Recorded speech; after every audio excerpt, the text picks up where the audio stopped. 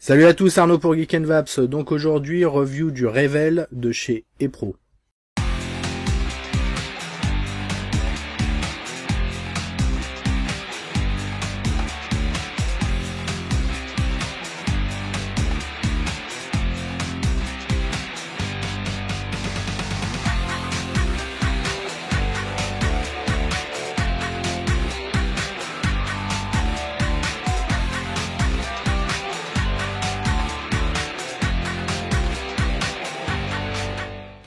Donc le Revel est un atomiseur reconstructible un petit peu particulier. C'est une évolution d'un autre atomiseur de la même marque qui est le Pontus, qui est une sorte de dripper, donc dripper en bas, avec un système de réservoir au-dessus et un système poussoir qui va vous permettre d'alimenter votre dripper par simple pression au niveau du drip tip.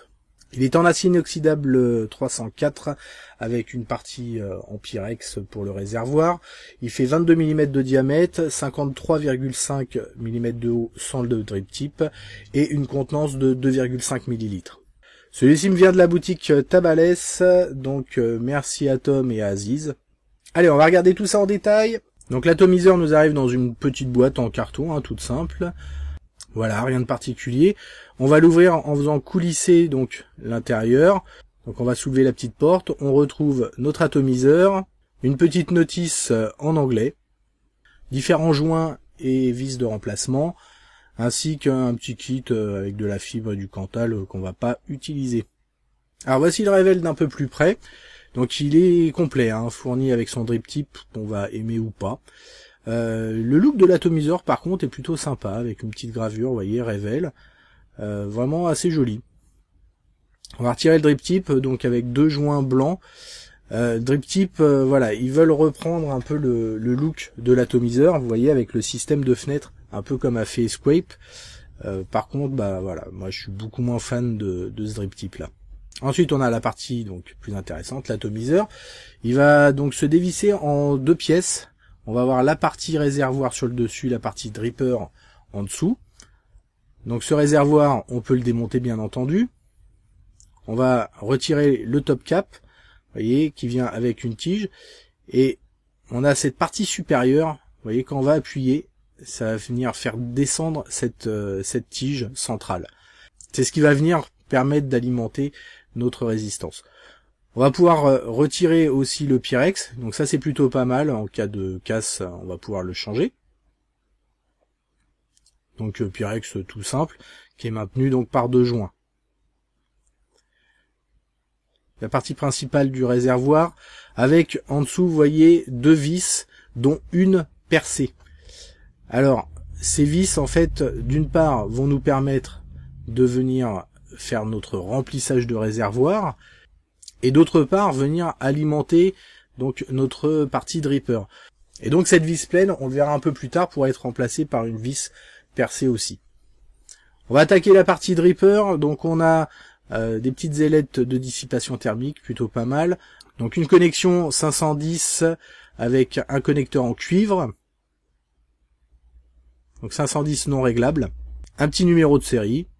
On va retirer le corps du dripper avec 8 trous de ventilation placés un peu aux quatre côtés, donc c'est des sortes de fentes, et ensuite donc le plateau principal avec 3 postes, un positif, 2 négatifs, et on voit les encoches sur les côtés qui correspondent aux arrivées d'air. Donc 3 postes avec vis cruciformes, toutes simples, et des trous relativement larges pour venir passer le Cantal, c'est plutôt pas mal. Donc on va venir faire un petit montage en double coil. Donc là j'utilise une tige de 2,5 mm de diamètre sur lequel je vais venir faire 7 tours. J'utilise un Cantal en 0,40. La mise en place est relativement aisée, pas de soucis particuliers. On a suffisamment de place pour travailler. Donc on vient mettre nos deux coils en place. On vient resserrer bien sûr les vis. Ensuite on vient retirer bien entendu le Cantal excédentaire. Ensuite, je viens replacer mes coils légèrement optimisés, légèrement penchés pour venir me rapprocher un peu des ventilations latérales. On va passer ça au ohm mètre et voir ce que ça nous donne. On est à 0,52 ohms, donc très bien.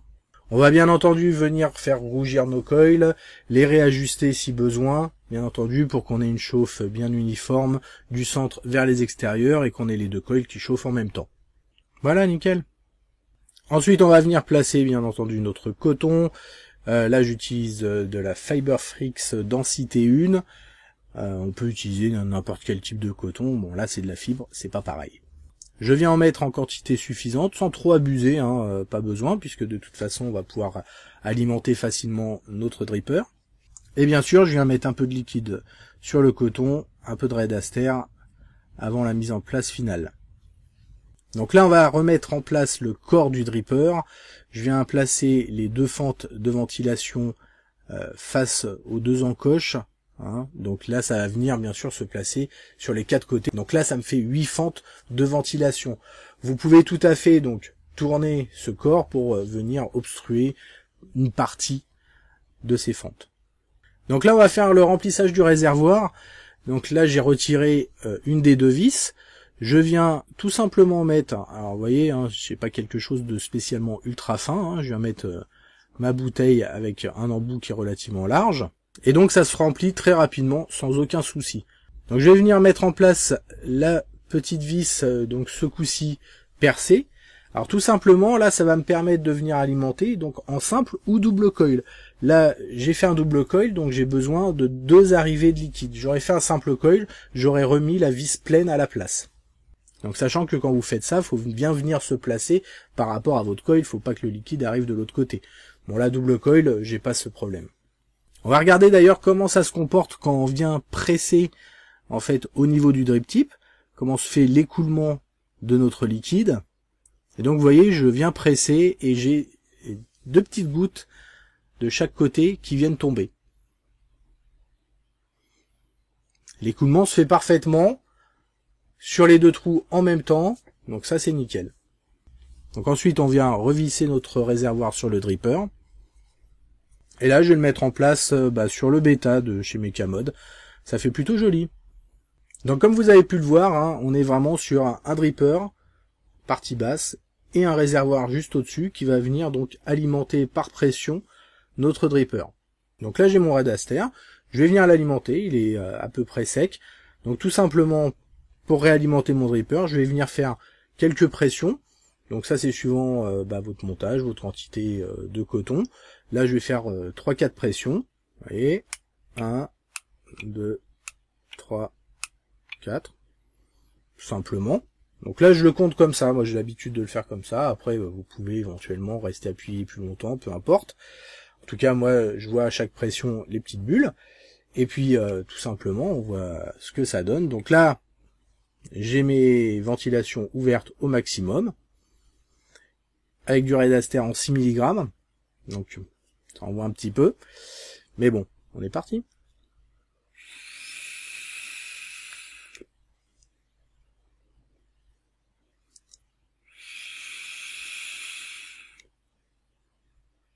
Alors, j'ai vraiment été surpris la première fois que je l'ai utilisé. Je savais pas trop ce que ça allait donner. J'avais testé, il me semble que c'était le Pontus. Quelqu'un, je me souviens plus qui, désolé, me l'avait fait tester lors d'un Vapéro chez Iway. J'avais trouvé ça assez original, ça marchait plutôt bien. Et là, j'avoue que d'une part, on a une vape qui est relativement aérienne. Clairement, alors on n'est pas non plus sur un Mutation X ou quelque chose comme ça. Mais on a vraiment quelque chose de très aérien. Néanmoins, il y a beaucoup de fentes de ventilation, forcément. Et d'un point de vue rendu des saveurs, j'ai été relativement surpris. Alors on n'a pas quelque chose qui va trop arracher. Sinon, le Red Aster, j'aurais pas pu le passer. Maintenant, j'avoue que il envoie bien. En tout cas, vraiment une bonne surprise. On a aussi les petites ailettes de dissipation thermique au niveau du dripper qui fonctionnent plutôt bien. C'est-à-dire que j'ai vraiment une différence entre là la partie dripper qui va effectivement bien chauffer et la partie réservoir qui elle reste froide. Donc ça fonctionne vraiment très bien. Et c'est ce qui est plutôt bien parce que ça va éviter de venir chauffer votre liquide qui est au-dessus. Ça serait un peu dommage, ça pourrait éventuellement détériorer un peu le goût.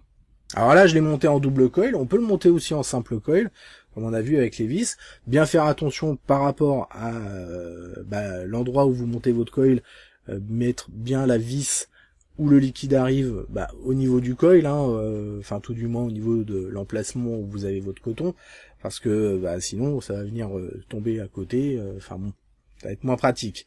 Il faut mieux être au plus proche du coil quand même. On peut donc faire du double coil, je pense que sans problème aussi par rapport aux trous qui nous permettent quand même de faire bien passer notre montage. Forcément on va pouvoir venir faire un quad coil. Alors ça doit envoyer sévère, mais avec l'emplacement des ventilations, vous avez donc sur le côté du coil et alors j'ai pas trop compris pourquoi ils avaient mis des ventilations à cet endroit-là, vraiment limite là où il y a les négatifs.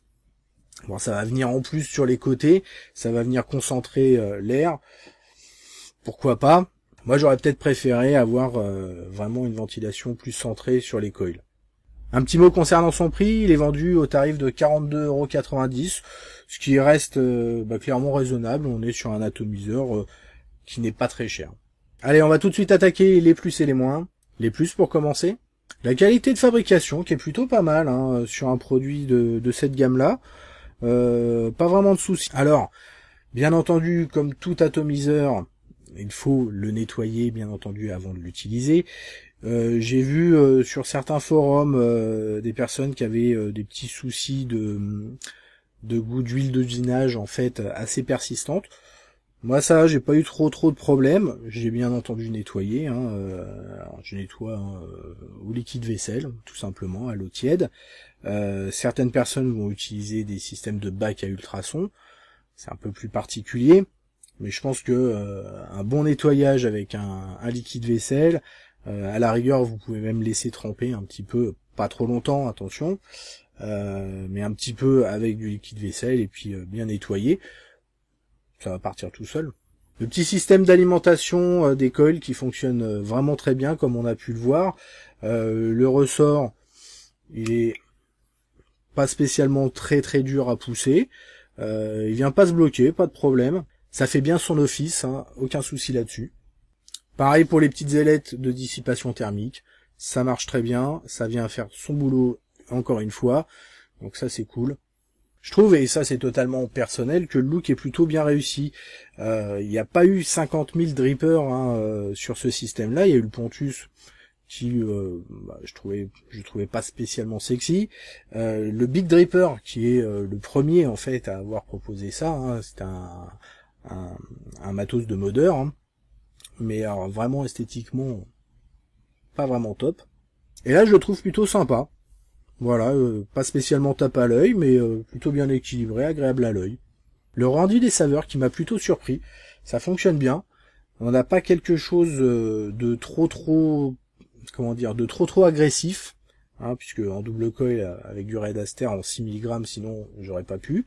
Mais on a quelque chose de relativement punchy, et ça c'est plutôt cool. Les moins maintenant, le système de réglage d'airflow que j'aurais préféré, alors peut-être un poil plus haut, également parce que effectivement, alors comme on a le réservoir c'est moins grave, mais on va pas pouvoir envoyer trop de liquide en fait dans la partie dripper, puisque si vous en mettez trop, ça va venir couler au niveau des airflows. C'est vrai qu'un airflow légèrement au-dessus, au lieu d'avoir ces encoches, mais au niveau vraiment des coils, là on va venir monter les coils, ça aurait pu être pas mal. Ça aurait du coup empâté sur les ailettes de dissipation thermique. On aurait peut-être pu jumeler un peu les deux, c'est-à-dire venir avoir à la fois le réglage d'airflow intégré dans ces ailettes, pourquoi pas. Bon, c'est peut-être quelque chose qui va venir s'améliorer, on verra bien. Après, pas grand-chose d'autre à lui reprocher. On peut toujours améliorer, on pourrait avoir un pin 510 réglable, par exemple. Après, sur beaucoup de drippers, on l'a pas forcément. Encore une fois, il y a ce rapport qualité-prix qui est là. Pareil, le drip tip, je suis pas fan. En même temps, ils auraient pu ne pas en mettre. Là, ils en proposent un, donc on va pas non plus se plaindre. Enfin voilà, donc Un dripper réservoir vraiment original qui marche plutôt bien, avec de bonnes améliorations par rapport aux versions précédentes. Donc, belle surprise. Allez, on se retrouve très rapidement pour de nouvelles aventures. Merci d'avoir regardé cette vidéo et une très bonne vape à tous.